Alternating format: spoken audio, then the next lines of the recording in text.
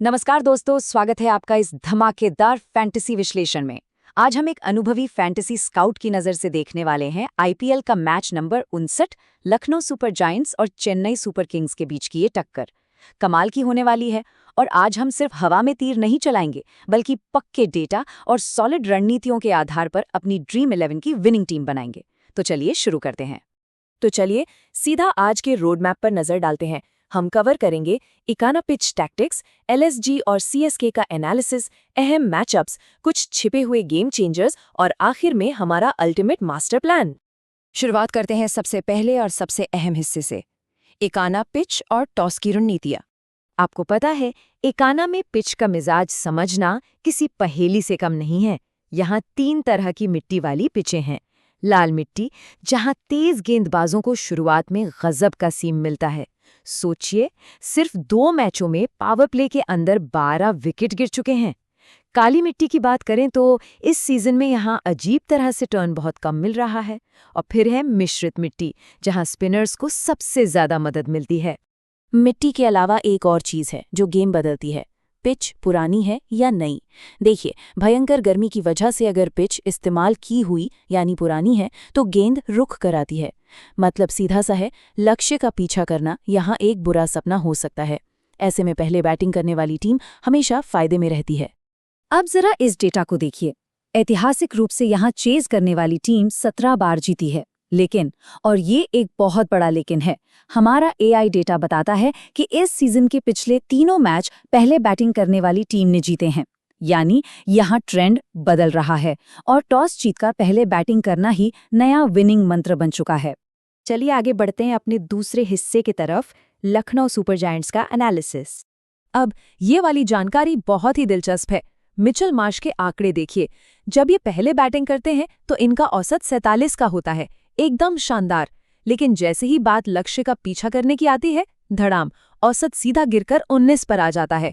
तो टॉस से ही तय हो जाएगा कि मार्श हमारी फैंटेसी टीम के हीरो होंगे या फिर हम उन्हें बाहर बिठाएंगे। एलएसजी से हमें कुछ ऐसे खिलाड़ी चाहिए जो टीम की नैया पार लगा सके। जोश इंग्लिश पर दांव लगाना तो बनता है।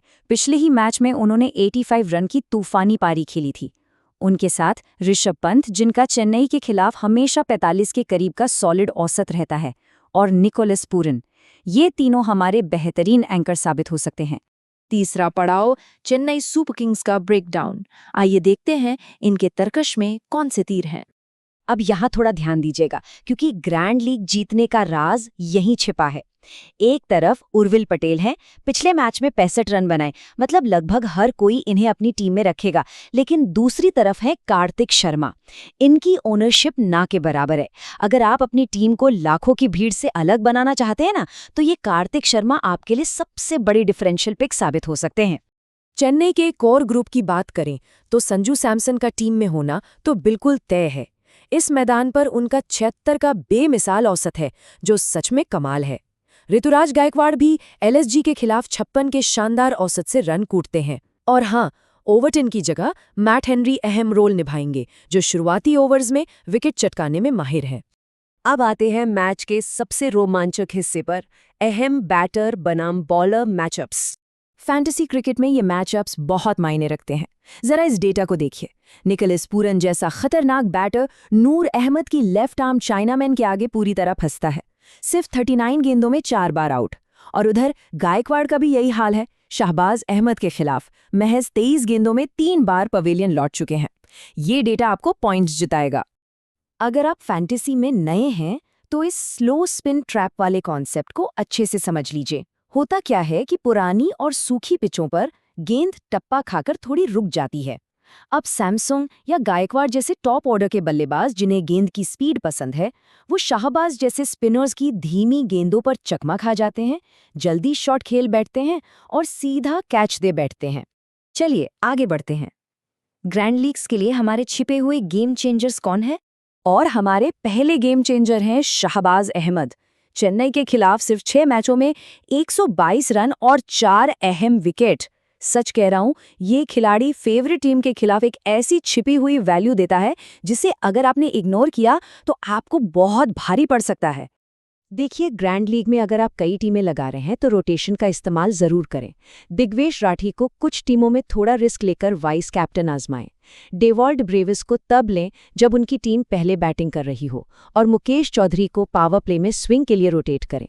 इस तरह का कैलकुलेटेड रिस्क आपको एक बड़ा मैथमेटिकल फायदा देता है। अब एक मजबूत फैंटेसी टीम बनाने के 3 बेहद आसान स्टेप्स बता देता हूँ। पहला, टॉस के हिसाब से अपने मुख्य एंकर खिलाड़ी चुनें। दूसरा, विरोधी टीम के ओपनिंग बॉलर्स को अपनी टीम के मिडल ऑर्डर बल्लेबाजों के साथ पेयर करें। और तीसरा, उन कम ओनरशिप वाले गेम चेंजर्स को टीम में डालें जो रातों रात आपकी रैंक आसमान पर पहुंचा सकते हैं। और आखिर में, जिसका आप सभी को इंतजार था, हमारा अल्टीमेट मास्टर प्लान। तो सारी रिसर्च का निचोड़ ये रहे वो 11 खिलाड़ी जो आपकी टीम की जान होंगे। सैमसन, पंत, इंग्लिश, गायकवाड़ और पूरन हमारी बैटिंग का जिम्मा संभालेंगे। ऑलराउंडर में शाहबाज और मार्करम होंगे। बॉलिंग डिपार्टमेंट में अंशुल, नूर, हेनरी और हाँ, टॉस के हिसाब से आवेश या दिग्वेश में से कोई एक। कैप्टन और वाइस कैप्टन की बात करें तो संजू सैमसन कप्तान के लिए एक बहुत ही सेफ और सॉलिड चॉइस है। हमेशा कंसिस्टेंट रहते हैं। लेकिन अगर आपको ग्रैंड लीग में थोड़ा रिस्क लेना है तो शहबाज अहमद को उप कप्तान बनाइए। ये एक डिफरेंशियल चाल होगी क्योंकि उनके अंदर बैट और बॉल दोनों से मैच का रुख पलटने की क्षमता है। लेकिन एक मिनट, टॉस यहाँ सब कुछ बदल सकता है। अगर लखनऊ की टीम पहले बैटिंग चुनती है तो हमें तुरंत अपनी स्ट्रैटेजी बदलनी होगी। तब मिचेल मार्श को कप्तान और ऋतुराज गायकवाड़ को उप कप्तान बनाना सबसे लॉजिकल और फायदेमंद फैसला होगा। इसे याद रखिएगा।